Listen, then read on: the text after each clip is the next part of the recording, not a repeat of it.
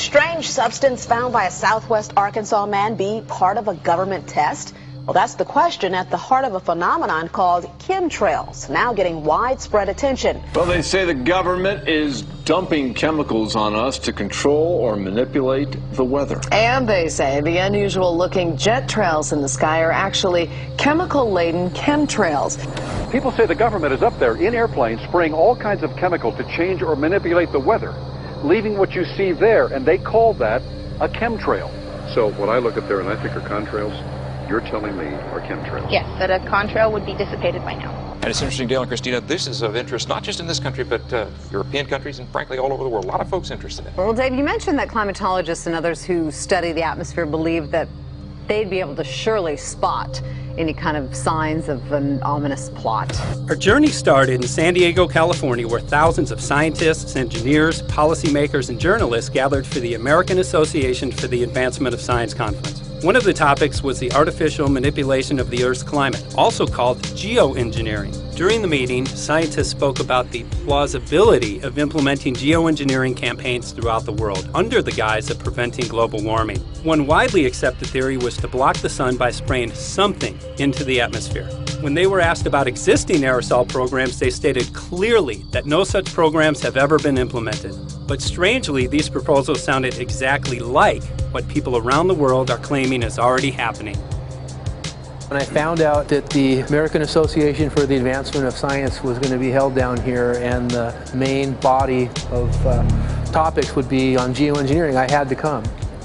I had to be in on this. I had to hear what these top climate change scientists had to say. And that's the other question about chemtrails and whether geoengineering is being deployed right now without our knowledge. I don't have any personal insight into that, other than to say that I've worked in government at pretty high levels in the White House and at state government. I'm personally skeptical of that, but obviously you never know what you don't know. Chemtrails.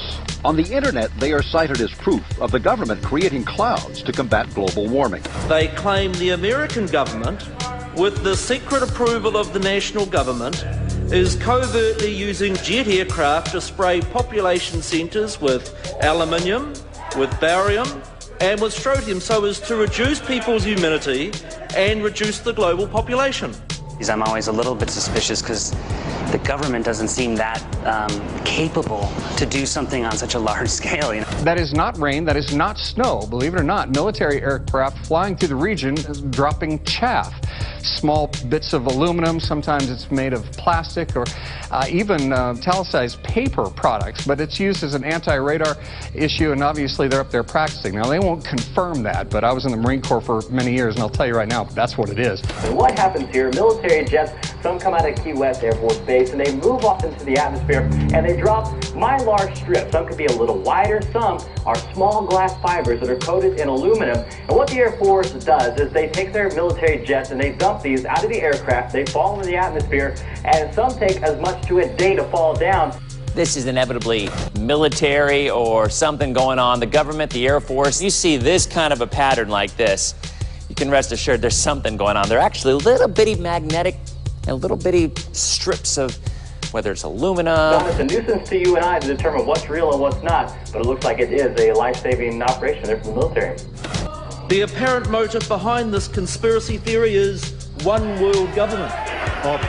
Order, I cannot hear. Mr. Speaker, I want to assure the House that both my ministry and my colleague, the Minister of Health, who have received correspondence on this issue, that this conspiracy theory does not have an iota of truth, and that the trails observed from aircraft simply come from jet engines. Question number 9. Order. And I think what an appalling example it is of the new Foreign Affairs spokesperson for the Labour Party that she's spreading conspiracy theories about the United States government. I think the House has heard sufficient.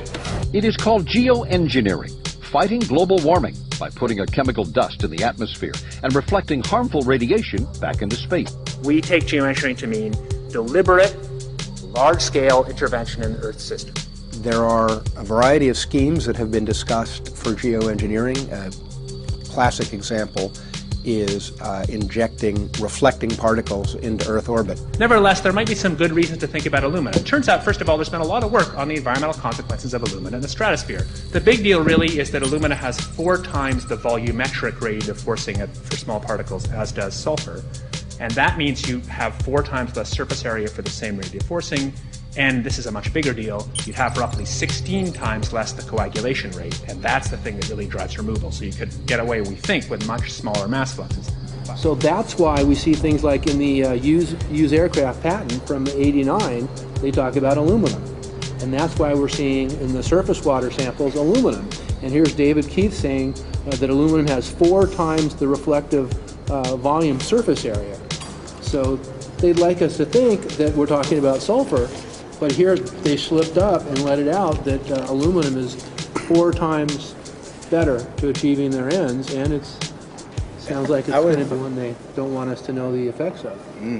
The little picture is from a nanofabrication study, which shows you can make very high quality, and do this in just a jet in a very simple way, make high quality alumina particles just by spraying aluminum vapor out, which oxidizes. So it's certainly in principle possible to do that, and there's a big literature that's already looked at that. And you could do that by either building new versions of these aircraft or even re-engineering existing aircraft. So there's some ideas of that. So you go to an engineering firm and you want this done. They don't say this is hard or unusual. They say, okay, yes, we could do it. Aerosol geoengineering looks like it is so cheap that the cost is basically not going to be an issue. That means that implementation decisions will be risk-to-risk decisions. The risk of doing it against the risk of not doing it. And it makes the problem of how we govern it fundamentally harder and different and novel. So I've told you that it's cheap to deliver materials to the stratosphere, and I'm convinced that's true. I don't think that will change. But I think the more we do research, the less easy this will look, the more complicated the environmental effects will look. And that's a good thing, because right now it looks too easy. So I think that if we do more research, we're likely to find out that it's harder and more complicated than we thought, and the side effects are harder to manage, and that's a healthy outcome that will make it easier to do the management. Of course, the opposite reaction is possible.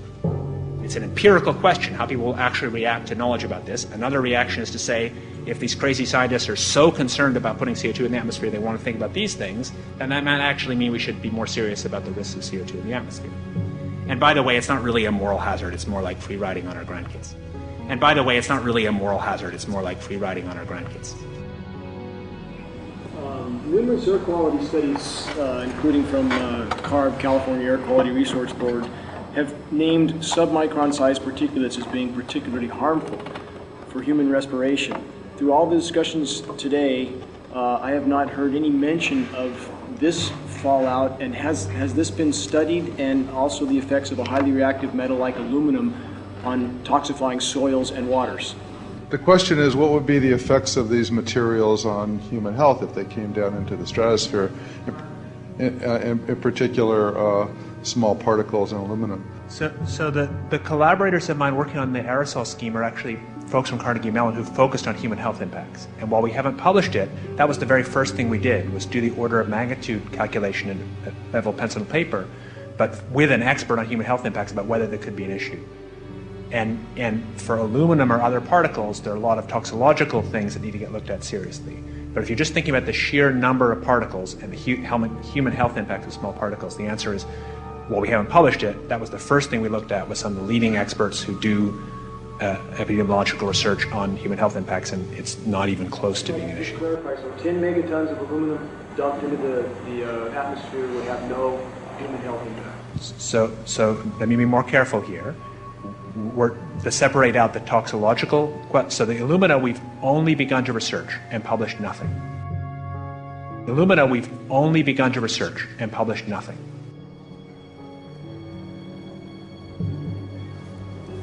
Dane looked at him and he said, so you're telling me that spraying 10 to 20 megatons of aluminum, as you said, would have no human health effects? He took a deep breath and he swallowed and he said, let me be more careful here. We haven't done anything serious on alumina, and so there could be something terrible that we'll find tomorrow. We haven't looked at it. And that, for me, that was the whole main point of what is going to be coming out to the public. It's the damaging effects of aluminum that are being found around the world in massive amounts. Here's David Keith confronted on this very issue, and he looked, at that point like they just let the cat out of the bag. Mm-hmm. We haven't done anything serious on Illumina, and so there could be something terrible that we'll find tomorrow. We haven't looked at it. They're proceeding because they have an agenda that's separate from trying to thwart this crisis of global warming. You know, there's obviously several other objectives, whether it's depopulation, control, weapons aspects, communications aspects, all kinds of things, you know, wild cards that we know nothing about. We don't really know, and I'm not going to attempt to speculate on exactly what the agendas are, but we can see clearly the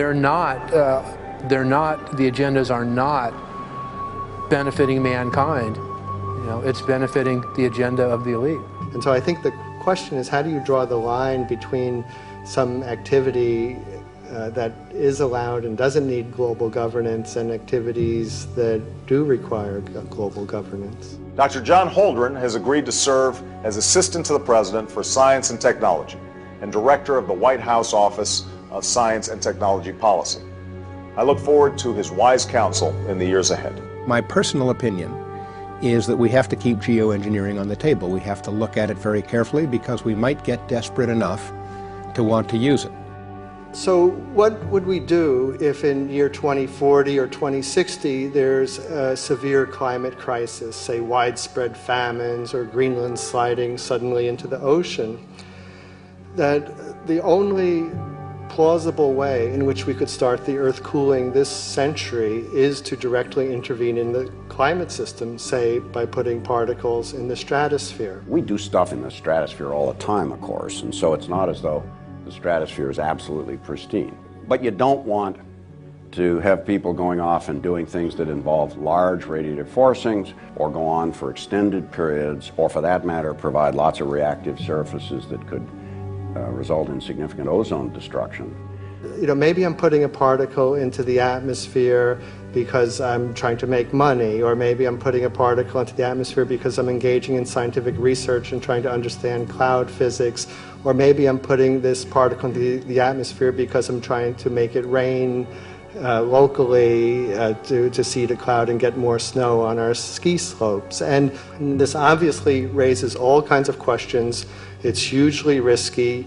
It will likely negatively impact some people, but we might find ourselves in a situation where those risks seem worth taking. One of the things that really shocked me was in one of the breakouts they had the benefits of these programs and then the risks. Now the benefits, the one thing that was stated was the just cooling the planet. You know, some of the risks were ozone depletion, droughts in Africa and Asia.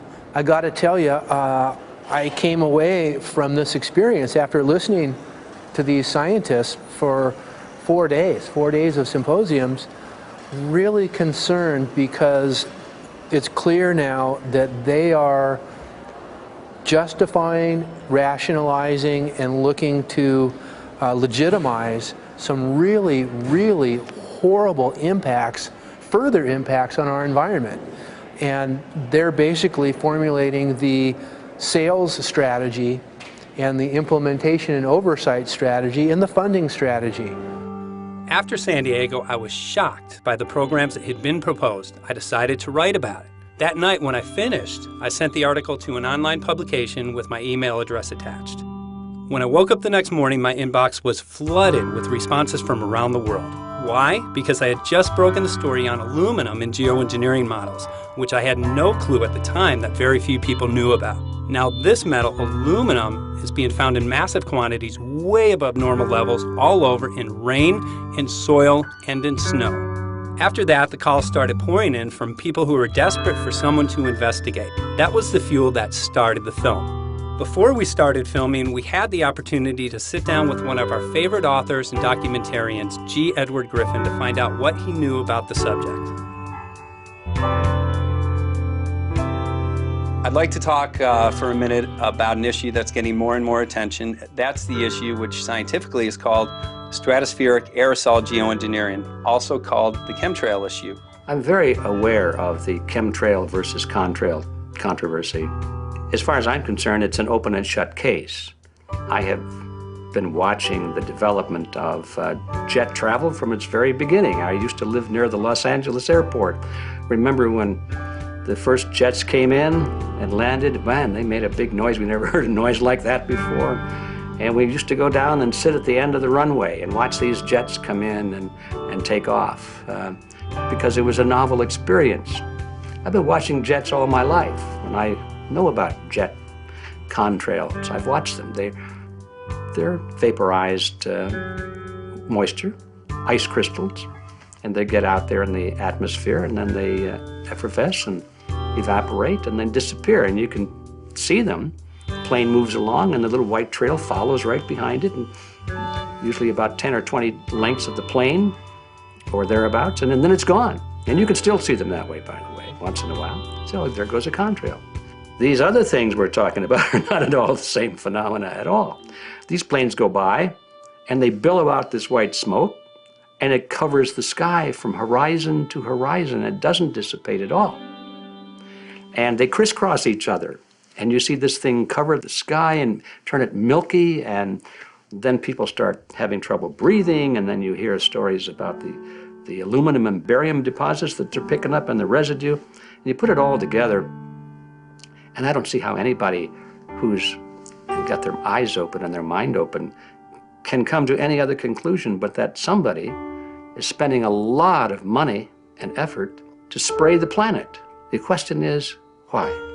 I have my own theories, but I hope that there will be some good investigative reporters go out there and get us the answer. I know that whenever it's finally discovered, and it will be, the people who are doing it will undoubtedly say, oh, well, we did it for you folks. It's for the greater good of the greater number. It's for the society. It's probably to prevent global warming. Or maybe it's to inoculate people against some kind of a dreaded biological attack. We can't go around shooting everybody in the arm, but we can spray them and save their lives. You see how good we are? We're doing it for the benefit of society. I know they're going to, whatever it is, they're going to say it was for your good or mine. Think if we had the ability to steer hurricanes, and the hurricane was going to slam into New Orleans.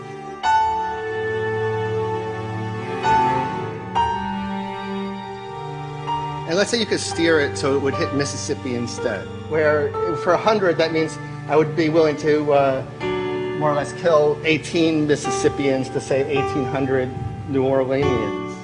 And if you do that knowingly, are you murdering those 100 people? And there's all kinds of equity issues there.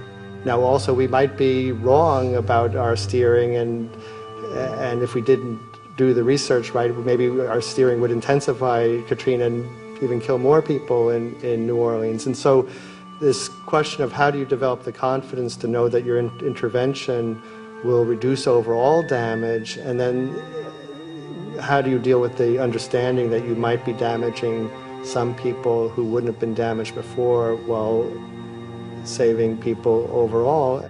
The spraying appears to be mostly in NATO countries. I've seen it here in the United States, I've seen it in England, I've seen it in Scotland, I've seen it in Canada, and I've had reports from people who live in France. There's a grouping, there's a political grouping here of some sort. It's international in scope. It's not just an American phenomenon, it's international. And anybody that wants to investigate that, I think, has to take that fact into consideration. They're going to find a political grouping and a political motive here. But in my humble opinion, it's not in your good or mine at all. I don't know what it is, but we'll soon find out.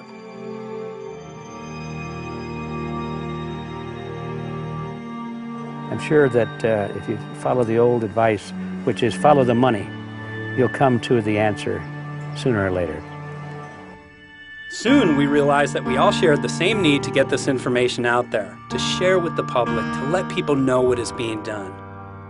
Ed felt so passionately about the issue, he offered to help us. Well, the main thing now, since it looks like the budget is going to be met, is get it done well. We don't come off the tree knowing any answers at all. Yeah, we're not scientists. We're just asking questions, exactly. And we've got to be very skeptical about the answers. That's it's totally accurate, totally honest. Why can't people see this? They're not hearing it. They don't know. The facts are not being presented to them. We're very lucky, you know that? Look at this opportunity that's been dumped on us. I know. Opportunity. It's, well, this is going to... Yes. This is going to be a battle, I know that. Challenge and a battle, but I mean, why are we here if it's not for that? We're going to go to a short break with DJ Foxy. Can't go to get hold tomorrow, so it's going to be you for the moment. I'll call him again. So. Sounds good. I saw the sky crisscross with chemtrails, and I can't remember if it was in LA or if I was on the road, but I had looked up one day and I thought, look at that. That's not the flight path, man.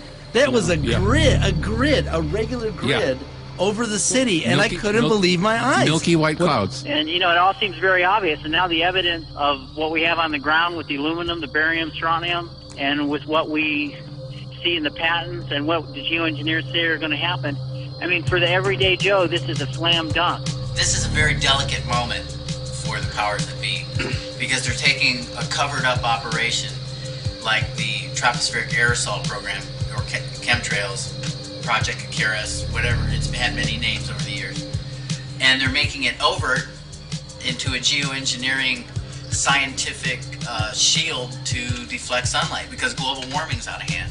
So at this very moment, the belly of the beast is right above us with no armor.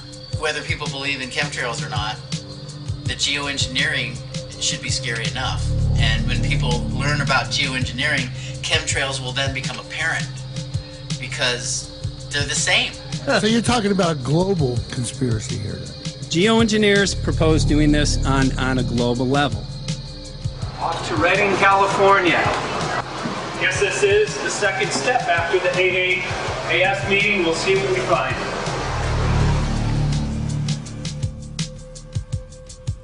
Right here in Northern California at Dane Wigginton's house. He owns over 2,000 acres overlooking Lake Shasta. He told me about some of the challenges that they're having up here. Let's go and talk to Dane. We'll see, you know, what's going on his property. We'll see what he's going through and also what action he's taking based on the test results that he has.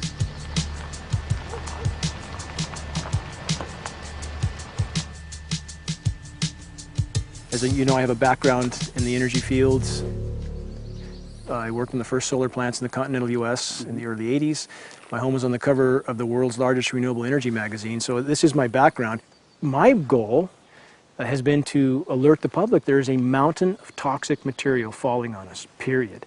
Before about 5 years ago, our skies were typically blue, and now you see it's covered with lines and haze. And virtually nothing you see on the horizon, nothing you see in the sky above us is a natural cloud. I mean, it is virtually all the remnants of these aircraft lines that you see fanning out, spreading into clouds, artificial clouds. But the sky is a very dirty look to it. There's not the white cloud blue sky that we had only a few years ago, but it looks like there's some sort of massive industrial activity or forest fires burning over there. And we see that typically every night. You see even down to ground level, the clarity drops off significantly, and we don't see that except for the days when we have these long, lingering trails that spread and cover the whole sky, and on certain days you can see these trails actually dropping vertically like a veil. We assume the particulates are descending, and we have the tests to prove that we are being inundated with levels of aluminum and particulates that are literally tens of thousands of times what would already be considered high. So we're not talking about exposure to a slight percentage higher of these toxic materials. We're talking about quantities, for example, off the side of Mount Shasta. If you can pan back, that's a landmark in Northern California, considered to be a pristine water source. Aluminum or snow sample off the side of Mount Shasta tested 61,000 parts per billion. This is just ordinary snow water, and people are drinking this stuff when they're hiking on the mountain. And remember, government action is required at 1,000. This is 61 times over the government limit, and our hikers are drinking this poisonous water on Mount Shasta Mountain itself. Barium, 83. Strontium, 383. So this summer, the people climbing are drinking poison. Basically. I certainly wouldn't want to drink 61,000 micrograms per liter of aluminum. And again, we've already seen in 5 years soil pHs in this area that have escalated 10 to 12 times, and we can prove that conclusively. Well, this is not speculation. We can prove conclusively that these metals have been in the rain. We have duplicate samples. Bachelor of Science in Forestry, International School of Forestry at Missoula. Master's in Zoology, specialized in aquatics. 35 years with the U.S. Forest Service as a wildlife biologist. And before that, several years with the USDA Soil Conservation Service as a soil conservationist. Also have run the botany programs, range and grazing programs. And I continue that today. Right now I do a lot of master gardener consultation work. When I started this garden back in about 2005 or so, the pH here was 5.5, 5.6. This is the old soil survey of the county. You can look at the page right here. This is my soil right here. It's a Dietz 125, 126 here at my house. And here, the soil reaction pH should be between 4.5 and 6.0. And over there in the pure mud, it's even a little darker. It's 6.8 right there. And what can this do to plant life and ecosystems?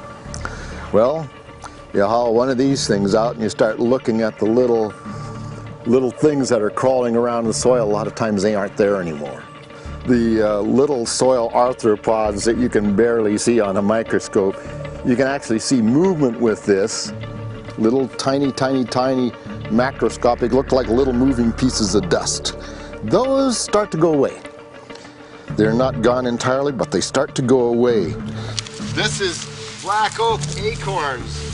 You know, this is pieces of cedar wood. You know, come on, folks. This should be very acid, and I'm getting 10 times higher than expected. There's something really wrong here. But you can see all those reports, lots of them. Have over 20 reports here. Well, at least 20. I'd say it'd be closer to 30. All revealing dangerous amounts of aluminum and barium. You know, the science is there that something funny is happening, and the naysayers say, well, so what? Isn't neutral good? Well, no, neutral's not good. Neutral is not good. If your soil is supposed to be 5.6, it should stay 5.6 if you want the forest to be healthy. And if you want to grow a good garden, you have to keep your pH around 6.0, 6.5. I think that we just need to wake up and just look at what's happening, because we can't just ignore it, because it's going to get worse and worse if we just keep ignoring it and pushing it away like, oh, that's nothing. There was mason jars, and they were brand new, sterilized, and that's what we catch the rain in. And then there was a HEPA filter that we tested the air with. Okay, so you caught rain and then you basically filtered air. What did you find? Aluminum and barium. Here's another test that's revealing 375,000 parts per million aluminum, barium at 3,090, and strontium at 345. Yeah, that's from a lined pond. With EPDM fish-safe pond liner. There is no chemicals, manufacturing materials at all in that pond liner that's available to the aquatic life. It's designed for that purpose. The well that feeds this pond has been tested and retested. ND, no detectable aluminum, 0. The only other place this pond can receive water is rainfall. We are located on a filtered, forested hilltop, miles and miles and miles away from any industry, highway, and so forth. After several heavy spray days, there was a film that we received formed on the surface of the water, and we tested that crust, and it was aluminum and barium. That after a year and a half's accumulation had 375,000 parts per billion of aluminum in it. It's literally toxic. We can say conclusively that what we see in the sky matches expressly what's outlined in numerous patents, and the materials on the ground match those patents. This material was not there 5 years ago. It is a recent phenomena in the quantities it's in. It has escalated in some cases 50,000% in 5 years in the case of aluminum. From our original baseline reading of 7 parts per billion, which was already high, it has escalated up to 50,000% in 5 years. And we've seen profound changes in that time. Dr. Leonard Time, PhD in chemistry, I cross-checked with him And he says the oxides of aluminum, barium, and strontium will drive your pH into the from an acid soil like this up into the neutral. There's no question about it. And that's exactly what you see happening. Wow. I have a doctorate in inorganic chemistry from Oregon State University, in which I was working with different metals and oxidation states, and then did a postdoctorate work at Brandeis, where I was working stabilizing off oxidation states of different metals. The goal is to sort of figure out how everything fits in the dynamic equilibrium of life. I was working with Francis up in Mount Shasta, and he showed me some rainwater analyses that had to do with levels of aluminum, strontium, and barium in the atmosphere. So I feel the major toxin in these chemtrails is the aluminum. And from the levels we were looking in at Mount Shasta, this is totally, totally unacceptable. When you get to metals and biological systems, you're no longer talking about the bulk aluminum that people think about when they're drinking from soda pop cans and that. So once it gets to the aluminum oxide stage, it just forms a plaque within your arteries and shuts down life. When you take elements that normally aren't out in the environment and you start putting them in the environment, it raises some serious red flags. Aluminum is a very specific, nasty and biological systems. It takes that site and it never lets go, and it shuts down the site, and that's it. And so as you accumulate aluminum over time, it causes major neurological damage because it ends up as aluminum oxide that's essentially stuck in place and can't be flushed out by normal systems.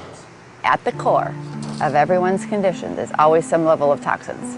And aluminum is known to have cancer-causing effects. The half-life is decades. I think that we should be working on taking more of these toxins out of our environment instead of adding more toxins in. It's very concerning that if we add more toxins to our environment, that will be increasing the rates and risks of cancers. Even one patient is not worth it. So sad that they would consider putting aluminum in our environment to affect something when they could be causing so much more damage. Wherever the material is coming from, it is there. The amount of metal falling on us cannot be disputed. Absolutely, this is not speculation. The amount of metal in the last 4 years, as I said, have increased to a degree of thousands of times, and California Air Quality Resources Board has studied the aerosols from China. These metals are not amongst them. Mike, the reason I've chosen to focus so primarily on this issue is I feel all other issues are secondary. What could be a greater priority than not being able to walk out your door and take in a breath of air without sucking up heavy metals? If our land base is being poisoned, if our waters are being toxified, what will we have left to work with? Whatever we choose to focus our time and energy on, whatever our political beliefs, that this is a common ground for all of us. We must have air that we can breathe that's not full of toxic chemicals and metals. We must have water that's not completely laden with whatever is being emitted from these aircraft. And if people stopped to consider that the atmosphere is as thin as a layer of paint on a basketball, it is an extremely thin layer that allows life to exist on this planet. To simply treat it as a physics lab and experiment with it until it is broken beyond repair is folly of unbelievable proportion. And if people understood that this sort of experimentation not only is going on, but has been going on for a very, very long time. Going back 50 years, there's been countless climate manipulation, weather modification programs that the vast majority of the public is completely unaware of. And if they think that this is not true, that certainly that somehow they would have known if it was occurring, I would ask them to look at things like Agent Orange and the things that governments do because they can, because there's no one to stop them, because they have these huge military machines that want to control everything. And in fact, the government's own document, perhaps you may have seen, it's available to any online, is called Owning the Weather, an expressed goal of our government, and not just our government. He told the Associated Press that the American government has created weather tampering techniques so that the New World Order will be able to starve millions of Americans and to control the rest. There is weather control techniques. Number one, the entire patents on the equipment. Number two, Senator Claiborne Pell's complete statement and story of his own that not only does it exist, but that we even utilize it as far back as the Vietnam War. Well, Murph, we're going to do what we can. Let's see what we can do. You got the scientists behind you.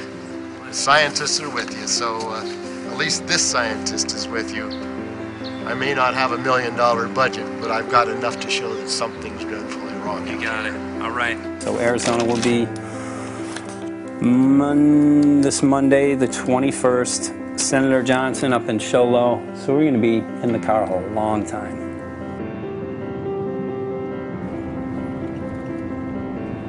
Well, it is such a pleasure. This is such a place back here, I'm telling this you, is Michael. But you know what? is great. We love it. It's so private and it's so quiet and peaceful. And please come in. My name is Karen Johnson. I served in the Arizona State Legislature for 12 years.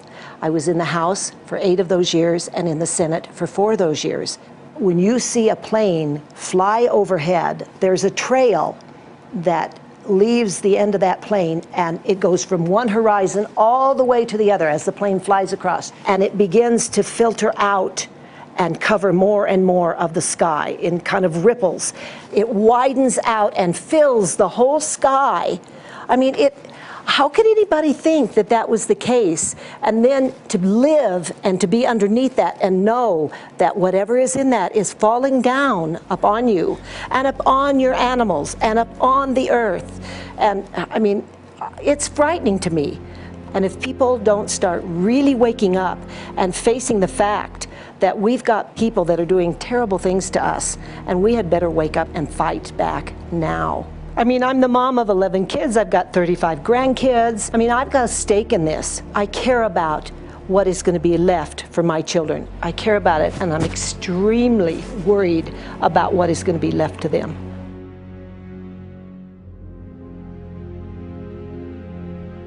Aluminum is toxic, and we know that it's accumulative. And we know that we're getting more. So we're absorbing it in the air, we're drinking it in our water, so we are accumulating more. So the thought of more aluminum being dispersed in our environment in the way that you mentioned is very frightening to us and very disturbing to us. Those of us who have done any research on this are really quite concerned that we are ill-informed about this issue, and mostly that it's being done. Aluminum is toxic. We know that it is. We can debate as to the amount of toxicity that is going to be disturbing the body, but as far as really accepting the fact that it's accumulative, it's synergistic, then we have to conclude that it's not a good idea to put it in our atmosphere, especially when we know we're getting increased amounts, and especially since we know that the scientific communities around the world are pointing a finger at the heavy metal toxicities, at the toxicities that we're absorbing in the day-to-day food that we eat and the air that we breathe. The concern is off the charts about why is this happening? Why is this being allowed to be sprayed continually all over the United States, all over the world? Who is paying for this? I mean, the incidence of Alzheimer's has just skyrocketed, which evidently has to do with an accumulation of aluminum in the brain cells. I mean, I think almost every family has been touched by a member as they get older having Alzheimer's. And it's a horrible disease. And to say that, well, this just came because people drank soda pop out of aluminum cans, you know, when my father passed away with Alzheimer's and he didn't ever drink soda pop, you know, that explanation doesn't ring true with me. And so I'm wondering, how much did this chemtrail spraying back in the Illinois area affect him? Aluminum and fine metal is an accelerant. Our friend who's a firefighter up in Pine, Arizona for 20 or 30 years says that the wildfires now that they're fighting are way beyond anything they've seen before in intensity. And when you look at the air samples and you see the fine particles of aluminum, which is very flammable, and magnesium settling on the trees, this is causing unprecedented savage wildfire. But if you look at this, you can see these are parts per million. They sent this to me, and I just found this to be extremely interesting because we should have like 2 parts per million of aluminum in our air. And this is saying that there's 39,000 parts of aluminum. That's astronomical. Barium is high. I mean, these are way off the charts of what people should be breathing or what's coming down on them. And, you know, if people wonder why their health is deteriorating, why they're having to go to emergency rooms, why they can't breathe, you know, why they're getting Alzheimer's, this has been planned. We have elites, I don't know what you want to call them, one worlders, Illuminati, I don't, whatever you want to call them.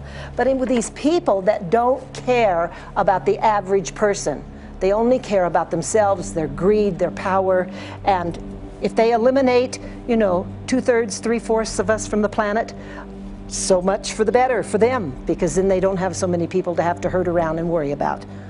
So this is a lot what this is about, and this is very, very alarming and scary.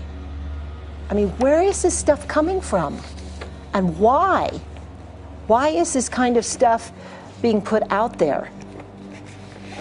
You know, I've heard different explanations about, oh, we need to cool the planet, all this and that. But if people are up there trying to cool the planet, why do they need all this kind of stuff in it? The explanations just never have really rang very true. And as I'm setting up the equipment, she looked at me, she said, all these trees here are dying. And I said, what? She says, all these trees in here are dying.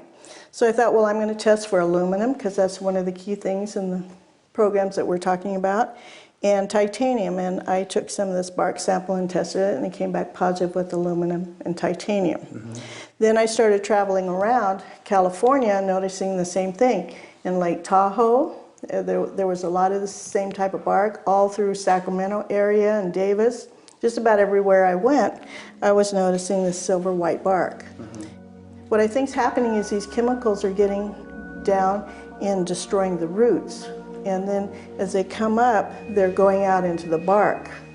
Those 2 right there are the ones that are just, it just hurts so bad to see these 2, because look how old and big they are. We probably lost 40 trees right here on our 10 acres. Every week, every other weekend, we'd see another tree that was beginning to die. And I mean, it's just so sad, we just cry. And to think that that might have something to do with it, along with their other explanations, would really, really frost me. Every time you lose a tree, you know, it's not good, it's just sad. And there's another one over here in this little group of trees here. Don't you feel better when you stand up and fight than if you crawl down in a little hole and go to sleep? You know, I mean, my gosh, people, your families are out there, children are out there, your grandchildren. I mean, you've got to do something to help.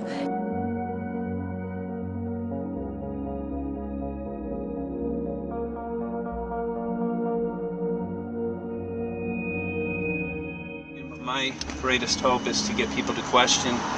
And hey, if they don't wake up while we're there, I'm hoping to plant some seeds. We're going to the most beautiful place on the planet, Hawaii, to see what's going on, collect some data.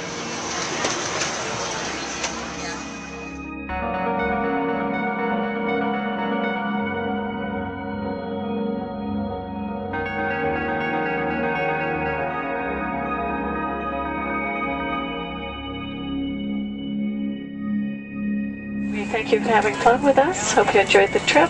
Have a great vacation and welcome home if you're lucky enough to live here. Thank you.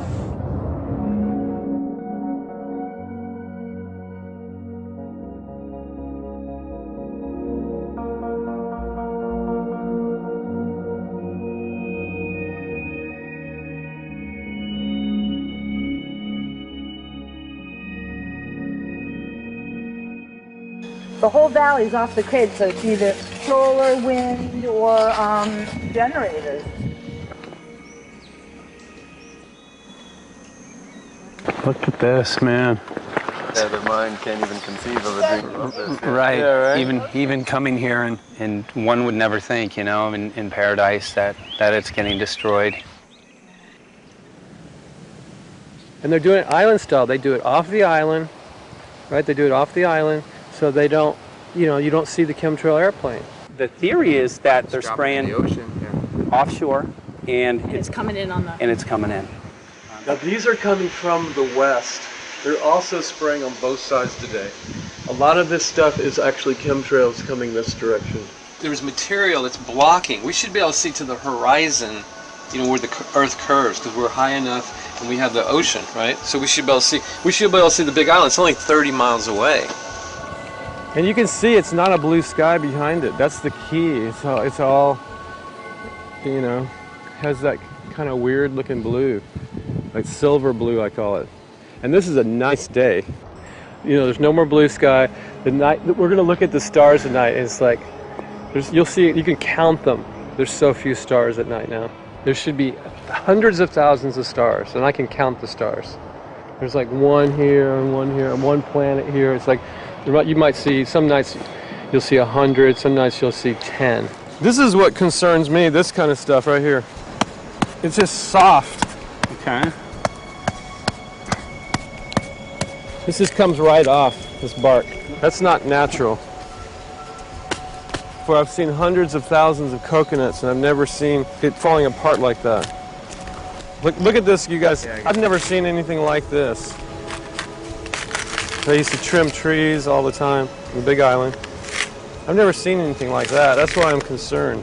Not an easy task that you have here on the island. I could see the skepticism because it is so far beyond anybody's reality. It's amazing. It's just amazing to try to look through somebody else's eyes. Like my eyes, I can see this, so it's like night and day. And other people, it's just the illusion is just so deep. What do you think would happen if everybody awakened to what was going on and what the plans were of geoengineers? I think they'd have a revolution in Hawaii if people really understood what was going on. What's your concern for? I know that you love the land here. What's your concern about the chemtrails? Well, that we won't be able to live here and grow our own food, and that our health is going to be compromised. You think it already has been? Yes. And the thing is that they're doing it every day here, every day. So it's hammering, micro doses every day. And then, of course, it's getting in the environment, and of course, it's weakening the plants. And it takes a couple years for this to actually weaken the plant. So we are asking for GMO taro. We're asking for GMO papaya because we can't grow our natural seeds. We can't be sustainable. We can't truly, you know, be here as God created us to be. So my friend convinced me to do a hair analysis on my daughter. So we went ahead and cut close to her scalp and got some really recently grown hair and sent it in. I was just sure that my daughter's hair was going to be so clean with the lifestyle that we live. And lo and behold, it came back and her levels were really high in aluminum. This is the chart here.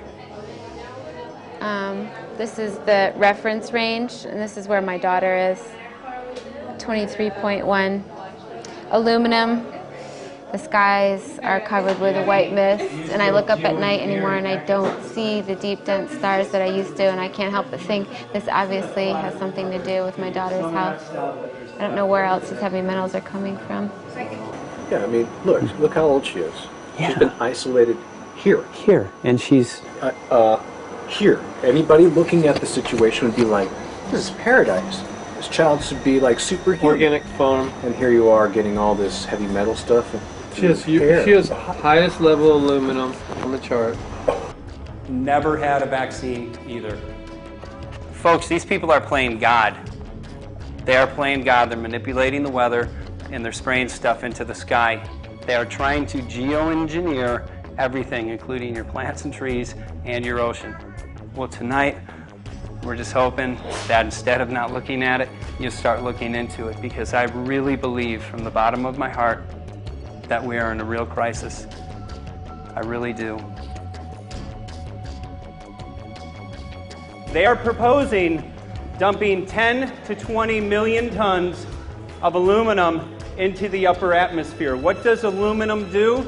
It changes the pH of soils, which is toxic to plant life. Also, it's very toxic to human health. Are they doing it? Well, let me tell you about my experience and what we found. We have much evidence that not only suggests, but I believe prove that they are happening. Jeff, what's going on? And as I promised, we're joined right now by a very special guest, Michael J. Murphy, currently on location in Hawaii. He's working on a documentary film called What in the World Are They Spraying? Michael, welcome to the program. Great to speak with you today.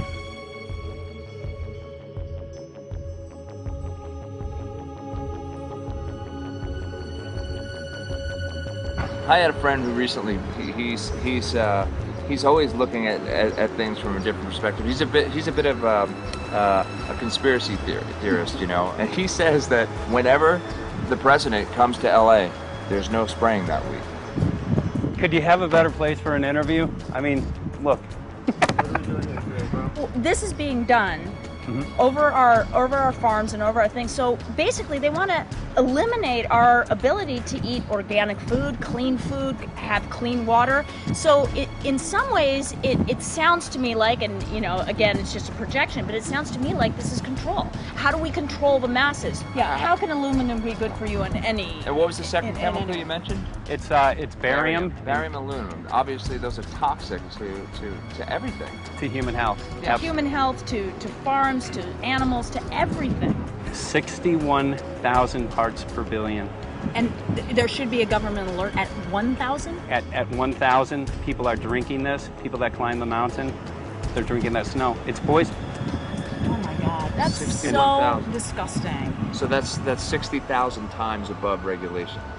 Exactly. 60,000 times above regulation. And I've talked to friends and they're like, well, that's just ice. That's just condensation. And I'm like, you can talk to a second grader. Ice doesn't float in the sky and spread out that way, you know? You're not an expert, but you're a concerned citizen who said, wait a second. Who's actually doing the research. Yeah, you're doing the research, and that's what we need to do as Americans and say, you know what, I want to know what's going on. I want to know what the FDA is doing to my food. I want to know what the government's doing with my air, my water, and the soil. And, you know, it's just great what you're doing, and I just, my kudos to you for bringing light to this subject. Put all of the theories aside, just what geoengineers are proposing and what's being found is scary enough. So we can just address that. And I encourage more people to just step up and ask questions and do what he's doing. So thank you, Michael, very, very much. Aerosol spraying aluminum affects everywhere, and we have a beautiful tropical climate which I believe might be in jeopardy. So we wanted to not only come and bring the message of what people were finding around the world, but encourage people to test for the aluminum, strontium, barium. Essentially, I think it was an effective trip. I saw a lot of people here in Hawaii, in Maui, awake and not only curious, but willing to look into this deeper, and that's my only hope. This is one of the boldest moves, I think, from Ed Griffin yet. This is the taboo topic that nobody's supposed to talk about, and that is aerosol spraying. Now, we've got tons of documented proof of errant aerosol spraying. It just blows my mind that the whole essence of humanity has always been to look up into the sky and ask why. Though there are no limitations, there is endless space, an endless universe. Now, in the 21st century, we're not allowed to do that. Anyone who looks up and sees the giant grids and the X's in the sky that weren't part of our existence until just a decade or two ago is somehow called a kook. And the people that are the best and biggest proponents for the revolution and for liberty, they don't want you to talk about it because you could discredit them. It seems to be an industry that's being built up to milk the taxpayers by undergoing some kind of a giant global spraying program to make all kinds of money on the project. And they don't seem to care really what effect it has. They're not trying to experiment to see if humans can survive it or anything like that. They just want to get this stuff up. And then we discover, as we're going further down the line, that there are companies generating genetically modified organisms, seeds, modified seed crops they're being engineered to resist the aluminum in the soil.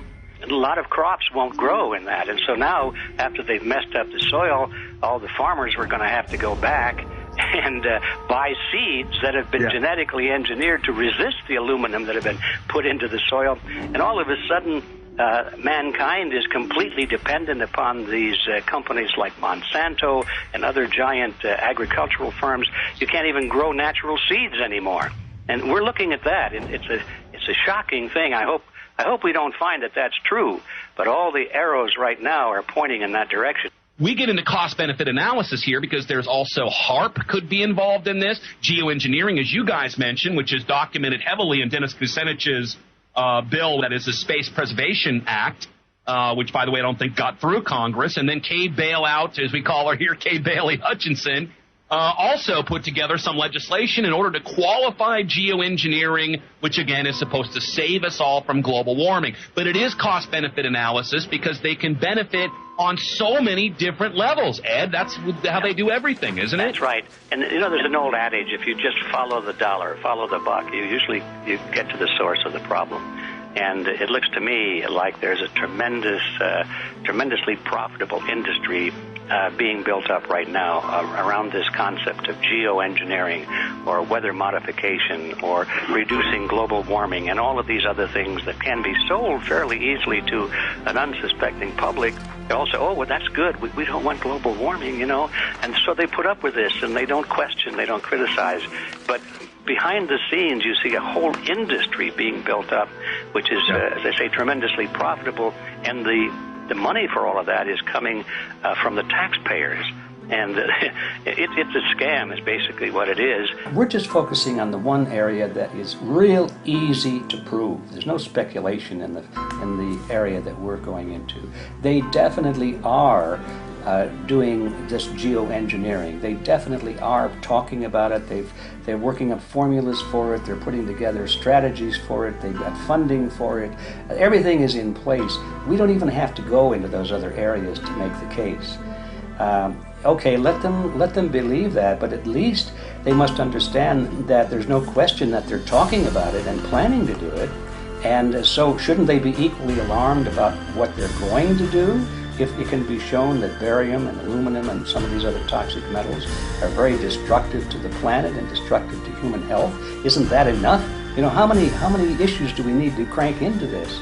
And so, if you're going to kill the planet and kill the population, do we need any other reason to be alarmed?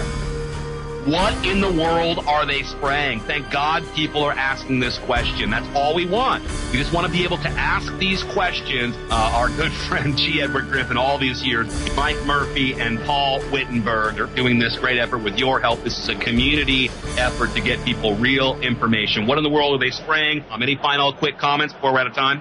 And my only final thought is that we asked the question, what in the world are they spraying? And we now know what it is.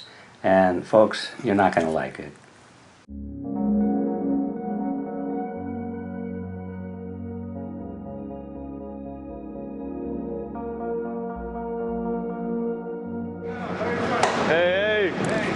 I'm Peter Vreke. I'm from Belgium. I'm 54 years old. I can't believe it myself. I'm a very happy and grateful person. We are doing the job the police or the Justice Department or the Environmental Department should have been doing. And it's really essential that it's going to be a grassroots revolution. I think so. God is on our side because we are not fighting against, but for. Yes, we're fighting for. I was in the council for about 25 years and also a period as the mayor. So from that moment on, 10 years ago, everything started to change. I start to get a picture of what is really going on. And it became crystal clear to me that we, humankind, have been manipulated and dominated and exploited for centuries. And this chemtrail phenomenon made me angry because I was so helpless. You can decide what food you're going to eat, whether you're going to smoke, what water you're going to drink, what kind of life you're going to lead, but not with this phenomenon. Then you are just a victim. It's only a game. And there have to be good guys, and there have to be bad guys. And luckily, we are in the position to be able to play the role of the good guy who has the chance and the opportunity to overcome. The 3 days that we shared with them, my heart just dropped because it was such a beautiful way to live and such a peaceful way to live. I left thinking, what's this going to be like in 10 years? Is everything going to be killed off on their property? And if it is, how are they going to get their food source? Are they going to have to take a class, you know, and get certified by company XYZ? And what are the requirements for that? And that really is the end of freedom. I'm concerned about that. I definitely, I really am. Yeah. I learned to say everything is now as it has to be now. And everything is going to be okay. It's going to be all right. It's going to be okay. Yeah. Yes. I have this deep feeling that in the end we will prevail because we have the right on our side. The cosmos is helping us. And I have this strong feeling that we are being supported by entities and by forces we can't even imagine.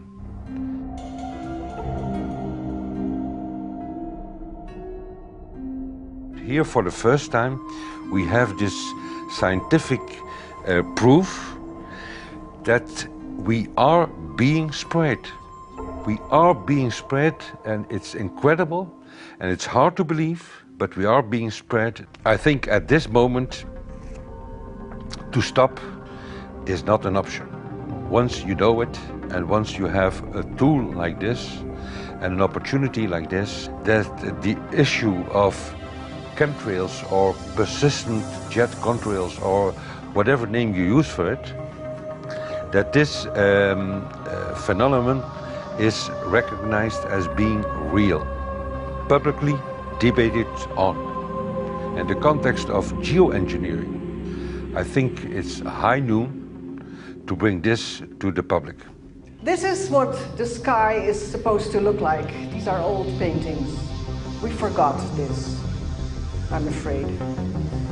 In the years that I have been a medical research journalist, I have looked at many things, and I found the same three issues in whatever I'm looking at. And that is that we are being dumbed down, we are being made sicker, and we are being made infertile. Citizens gathered from around the world in Belgium for the first International Chemtrail Symposium. The event attracted leading professionals, politicians, and activists who discussed the health, environmental, and social implications of these programs. Today it's only going to be about facts, documents, figures, patents, licenses, everything that brings us to the truth.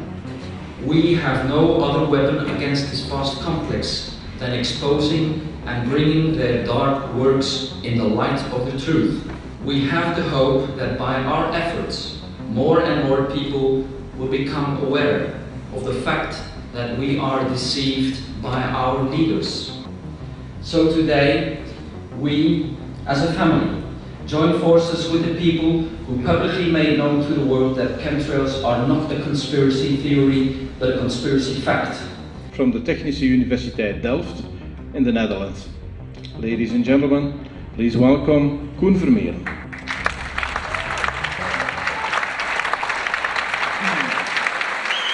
Well, I'm Koen Vermeeren. I'm a university professor of Delft University of Technology. Usually people are with their heads to the ground in their own two-dimensional space and they don't look up. But if you do, you see more and more spaces like this. And it worried me too. I have no explanations to our students about these phenomena. And then I studied it myself and I found out that I couldn't give them the answers they wanted, because I think that the phenomenon is not natural. It's not natural what is happening, and the explanations that are given to us are not enough for me. If you look at them from a scientific point of view, the first thing a scientist does is trying to explain something. Because I'm smart and my students are not as smart yet, so I have to give them answers to questions. But if you ask most scientists honestly, they cannot answer all your questions. If people are using climate control over our heads, I want to know about it. I want to know the consequences, I want to know the health impact, I want to know everything. I need, as a teacher in my university, to give answers to my students. And they have good questions. And I don't have the answers, and I want to know. Excellent. And we should discuss this. Ladies and gentlemen, for here you in the auditorium and for all over the world, Michael Murphy.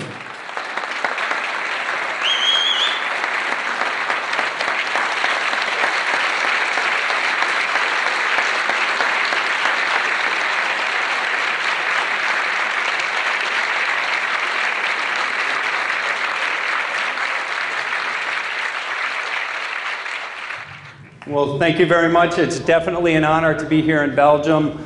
The people who are in power control everything. They control the markets, they control us. Now they're even controlling the weather. And they can use that for warfare applications. The one thing that they cannot control is what God had originally made, and that's natural organic seeds. This is called the Hegelian dialect. It's called problem, reaction, solution.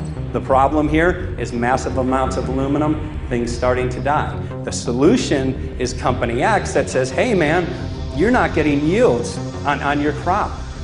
Everything's dying. But I got the solution, I got a seed that will grow in this environment. The only problem is, now you have to start buying from me. We're a little concerned that maybe part of this agenda could be to kill off anything that's natural and organic and re-engineer it with aluminum-resistant GMO seeds. Many may know we just got back from a week of filming in Hawaii, and it was an incredible trip. A big concern for the people there is they're beginning to see softening of the coconut trees.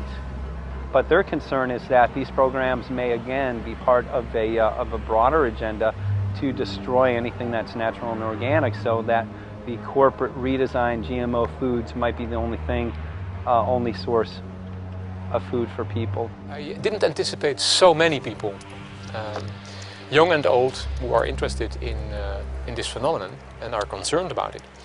And I especially liked the address that the young girl gave today. Only 17 and already making an address to the audience. That is, well, incredible. My name is Sofia Xenidis.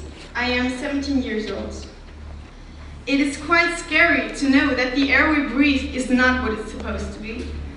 That the food we eat and the water we drink contain traces of those substances which are sprayed out over all of us, as though we were being poisoned like insects. The feeling that this is causing me are feelings of deep anger and rage. I don't want to be poisoned. I don't want to be infected with cancer. And I'm just so angry that this global poisoning can be going on such a massive scale, and not enough is being done to stop this crime. A clear answer to one question. Are we being sprayed? Have we been sprayed? And is it their intention to spray again and again? What are we going to do about it? How are we going to deal with it? How are we going to stop it? I know the answer. There is only one person who can stop it. And you know him. You are. You are the person, the one you have been waiting for. We are magnificent, beautiful, godlike, divine human beings.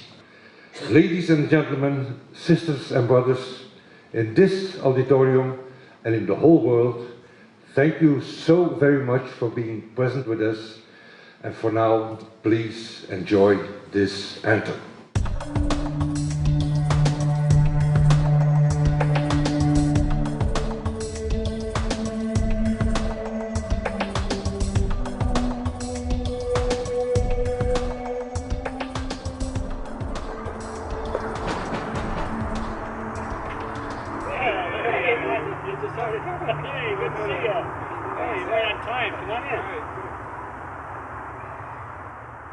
So, anyway, I'm glad that the weather's been good for you fellas so far.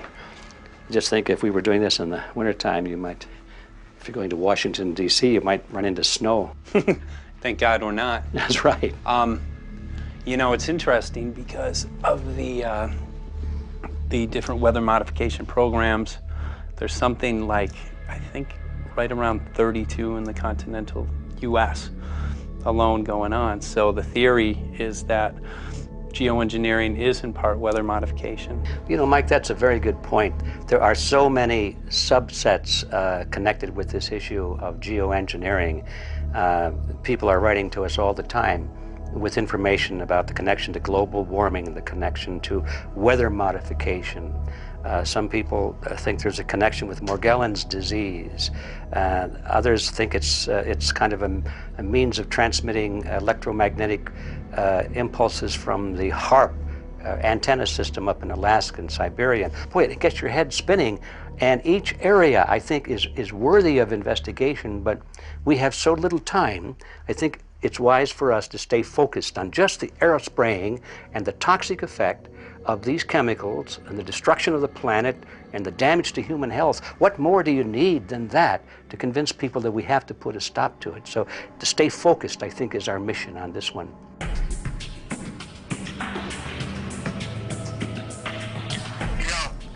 Jeremy, we had an idea. We know that you know the political system real well. Our idea was this: we have a ton of data and information that we've collected throughout our travels, and you know, we really think a good way to end the film would be addressing this to elected officials, some of the senators. So we were wondering this, if you might be able to come and kind of help us out and perhaps show us the way in how to get this done politically. But it sounds like a really good idea, and I'm also going to get to, in terms of researching who it is that we should really focus on talking to about this.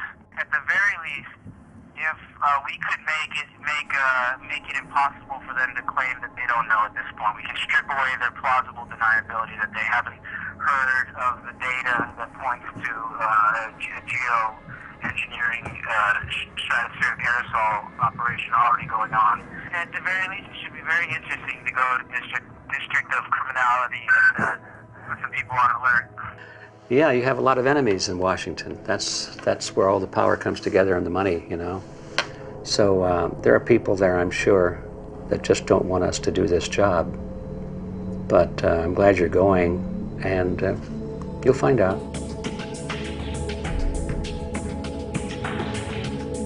We took the data to Washington, D.C. There we presented our elected officials with the following letter. According to the 5th article of the Bill of Rights amending the Constitution for the United States of America, no person shall be deprived of life, liberty, or property without due process of law.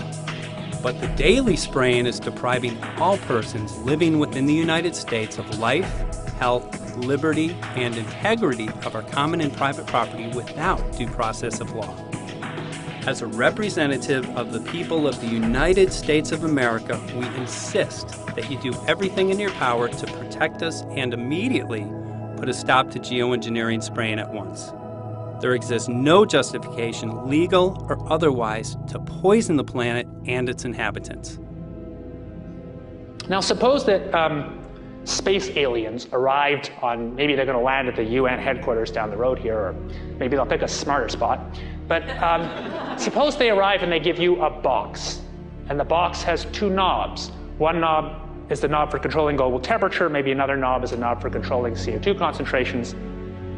You might imagine that we would fight wars over that box, because we have no way to agree about where to set the knobs. We have no global governance, and different people will have different places they want it set. Solar engineering is like chemotherapy. No one wants it. But we all want the ability to do chemo and to understand its risks, should we find ourselves with dangerous cancer. How long does it last up there? The lifetimes are years.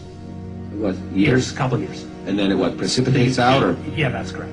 no toxic side effects that we know of? The thing we always wonder about is the unknown unknown. Yeah. So if you're thinking about, say, the acidification, it's clear that's not a problem. There's several studies that showed that. Right. But of course the concern here is with so little research, there may be some unknown that comes out of left field that bites us. My name's Mike Murphy. I'm a filmmaker in from Los Angeles. We're covering an issue called geoengineering. Okay, thanks guys. Senator, quick question about the issue of geoengineering. I'm afraid I don't know what you're talking about. And wondering if you were supportive of geoengineers' proposals of spraying 10 to 20 million tons of aluminum into the atmosphere. I should really get a briefing paper on it before I give an opinion. Oh, not a problem. Are you aware of the issue? Not completely. At all? Okay. Do you have a letter from constituents, and people have concerns? Yeah, We're making a documentary about the I don't know, you guys have credentials to be here? Yes, we do. We pass through security as well. Endowed by our Creator. I think so. Please don't touch me. Please don't touch my property. You're lying. No, why? What did we lie? What did we lie about, sir? No, we're not. What are we lying about? Lying about what? That was a little unusual, huh? I haven't heard that. You're not aware of it? And it appears that these programs have already been deployed. You know, I haven't looked at that proposal, and so, why don't you let me review it? I can do that. Are you aware of? Actually, I'm going to go. Yeah. Let me go ahead and get that. I will take a look at this, and I will act accordingly. General, this program, this openly covert program of the aerosol spraying, stratospheric aerosol spraying, geoengineering, using tons of aluminum, spraying it up in the sky. I have no idea what you're talking about. Okay. Commonly called chemtrail circle.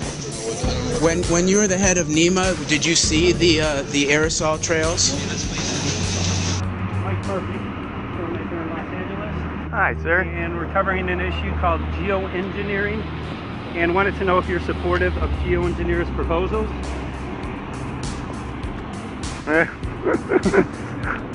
Congressman?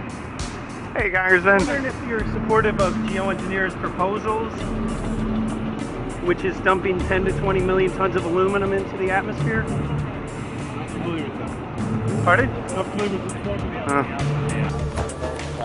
Okay. Can you make an appointment for my office? I'm not supportive. I haven't looked at it close, so I don't. Have you heard of the issue? Because it's becoming mainstream in public, and there are actually congressional committees which are being formed to talk about these programs. Mm-hmm. Yeah.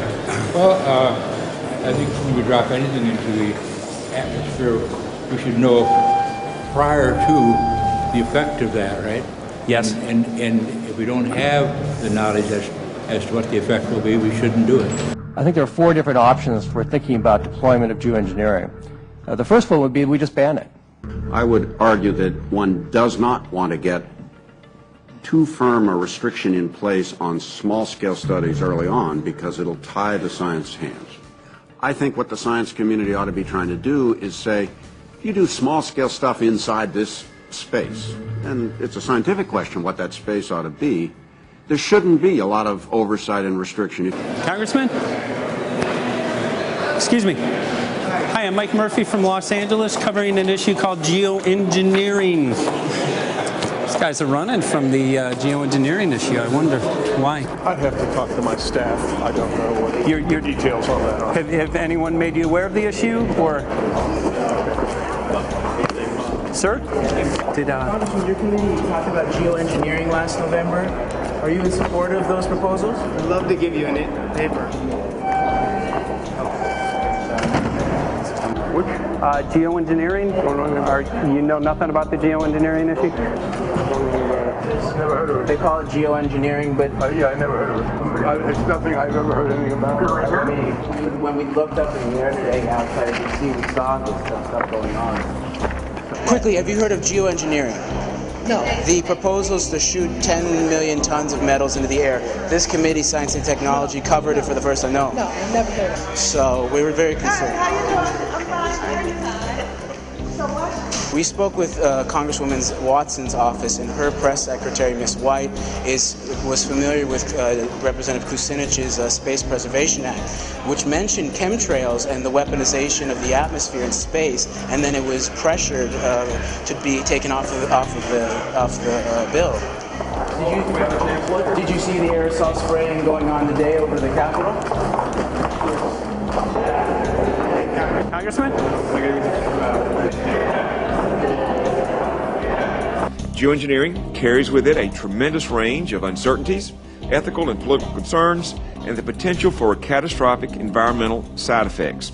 He's not one to do interviews very often, not unless we usually really pressure him into it. Okay. So don't, all that is, don't hold your breath. As chairman of the Committee of Jurisdiction, I feel a responsibility to begin a public dialogue and develop a record on geoengineering. We want to know if you're supportive of their measures by spraying 10 to 20 million tons of aluminum into the atmosphere? No, I think we need to have more research. Okay. And about the issue of current deployment, there's literally a mountain of evidence that many people believe proves the deployment of these programs. Any knowledge of that? No, there's certainly not a mountain of evidence, but I do support research into geoengineering, and I also support looking into the international governance of that. Okay. I hope anybody that has studied it knows, at least I think, that it's a radical proposal, and I hope we don't have to use it, but there may come that point in time where we do. Now, if we could provide you with the evidence that suggests that these programs are and have been ongoing, would you be willing to address this publicly? We've had about 3 or 4 hearings on it. We have addressed it publicly. Well, not about the proposals, but about the current deployment of these programs. Citizens. I don't support the current deployment. I think we need to have more research, and they have consequences that go beyond one nation, and so I think that there needs to be governance to that. Governance is not simply an issue of deployment, but governance before deployment in terms particularly of large-scale scientific fieldwork.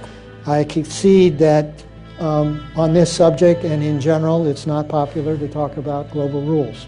And when these people started talking about the need for UN Security Council oversight, a supranational environmental security enforcement with a strong mandate by the UN, it really was clear that they're looking for a global power behind the manipulation of the environment.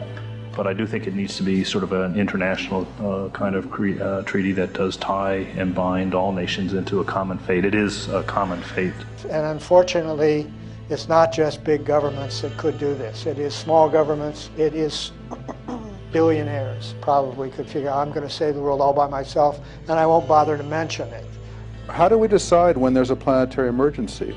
Whose hand is on the thermostat? How do we decide when to start it? There's no way to do that right now. And what if we do start doing it, and then by some problem with the technology or with the will, we can no longer do it? In a year or two, the aerosols will come out of the atmosphere and temperatures will shoot up at a rate much faster than it's going up now. And it's that rate of change that's hard for us to adapt to. So once we start it, we'll be sort of locked into doing it for a long, long time. And so with basically no end in sight. Boeing would pursue this to make a profit, right? I mean, there's financial motivation to do this. Let's see. So let me not speak for Boeing. Is that allowed? Okay. Yeah, well, it is what it is.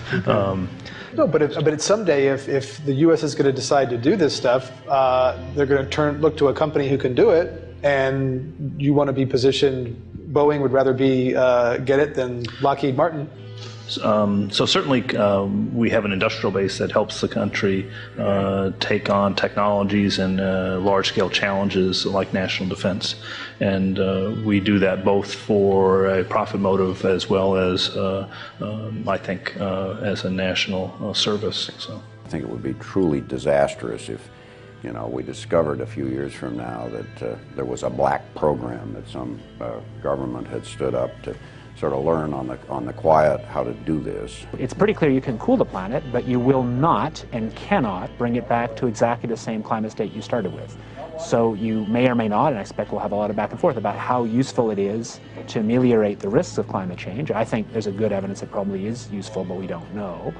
But it certainly can't get you back to exactly the climate you started with. I think everybody agrees with that. Do you think you'll see deployment in our lifetime? Let me say I hope not. Al? I would agree. I hope Yeah. not. I hope not. Okay.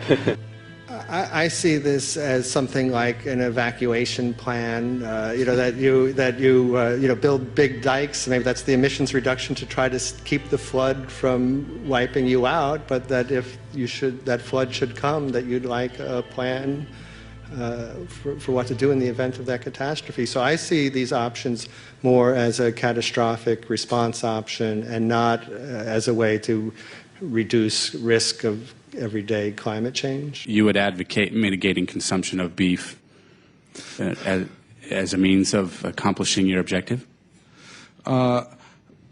Yes. How would you suggest going about that? You can't. I don't add.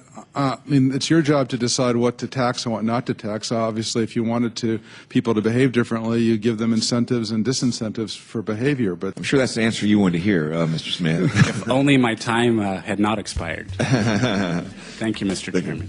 Because there's literally aluminum and barium contamination found around the world, believed to be from these programs. Like, look today over the Capitol, looks like they're deploying some type of aerosol. Did you see it? No, I didn't, but good to see you. In a James Bond scenario, some rogue rich guy puts some airplanes in the air and seeds the clouds. What is to prevent that? I'd be glad to talk. You just call our office, we'd be glad to talk. Okay, are you aware of the issue? You do it through the office. Are you in support of those proposals? What is your take? I don't know anything about it. You're not. I have to get more information. I've got a chair here. Okay, we'll give you a letter on this. Yeah, this is a letter from constituents. Okay, great. Thank you. Excellent. And many people believe that these programs have already been deployed because mass contamination has been found. Geoengineering programs, stratospheric. Got it. Yeah. You just brought it up. Okay. Spraying from airplanes. Okay. So what is happening? People from around the world are finding contamination. Let me take care of this and I'll talk to you when I come back. I'll be back. He's here. Thank you very much.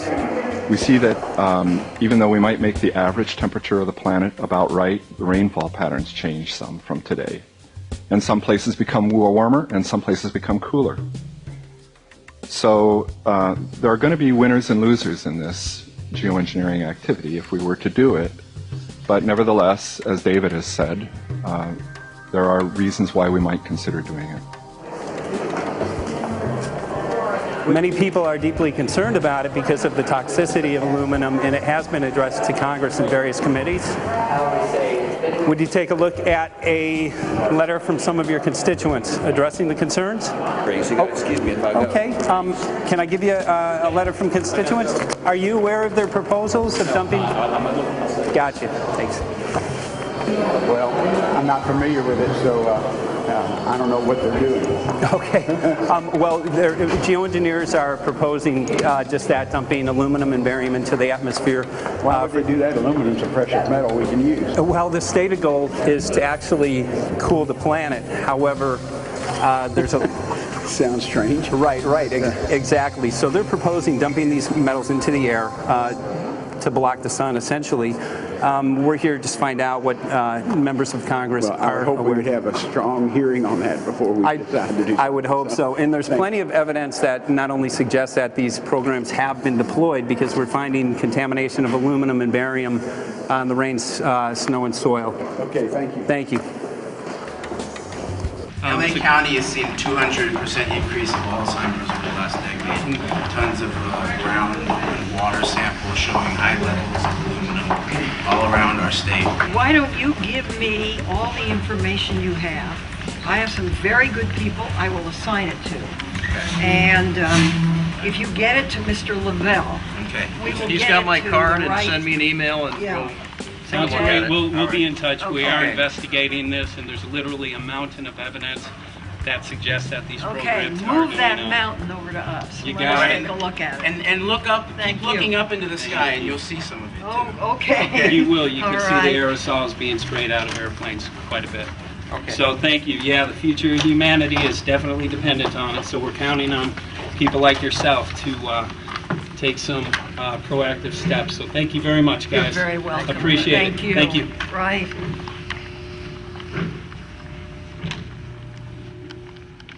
A lot of Congress was running down the hallways to avoid answering any questions, looking for doors in the hallways. So apparently the war is against all of us, and we're all in a hostage crisis. People who took an oath to uphold and defend the Constitution are not only know this is happening, are participating in this. And all of us have a duty to stand up and speak out about it. Why is the water being contaminated? Why is the soil being contaminated? Why are aluminum-related diseases going up? And it's affecting all of us, and thus we all have the duty to stand up and speak out and get educated and stop this. For our own sake, for our children's sake, it is a crucial moment in history right now. As human beings, we need to decide whether to live on our knees while being sprayed and poisoned every day, while being under a continual threat, or whether we are going to stand up and live as free human beings and seek truth, justice, peace, and freedom for all of God's children. So as you can see, we're ending our film here in Washington, D.C. We've made many public officials aware of this. Most of them either denied any knowledge of this, or they simply were unwilling to address the situation with us. So as you can see right behind the White House, we do have aerosols behind us. The spraying has continued. What is the solution? Is the solution here in Washington, D.C.? Clearly, this is one of the solutions, but the solution is not only here, the solution is within you. This issue affects all of us so deeply. So you need to look inside. Please get active, get involved, start spreading the word with growing awareness. About 90% of the population, we believe, is unaware of this issue, which means 90% of the people who normally might do something if they knew are not doing anything because they are unaware. So please look into your heart, use whatever skill you have to get the word out. The future of humanity is dependent upon it.